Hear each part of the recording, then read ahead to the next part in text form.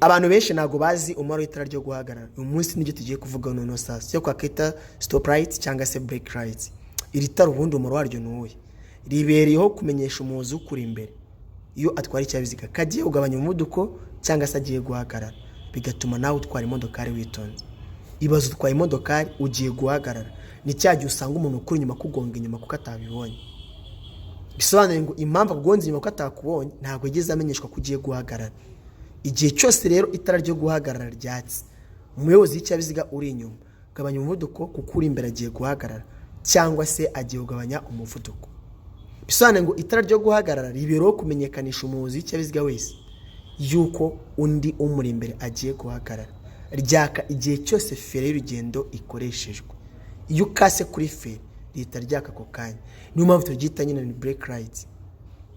Iri tara iyo ryaka mu gihe cya nijoro rigaragara ku ntera metero 150, hanyuma ku manywa rigaragara ku ntera metero 20. Rikenewe gukoreshwa ku manywa ndetse na nijoro. Ikindi kandi iri tara ryo guhagarara rishyirwa gusa ku binyabiziga bifite moteri ingufu zingana santimetero kibe 125 zirengeje santimetero kibe 125. Ikindi ugomba kumenya ko iri tara ryo guhagarara ahantu rifungiye ku modokari ari hejuru cyane hose muri kamatara yo guhagarara ni metero 150.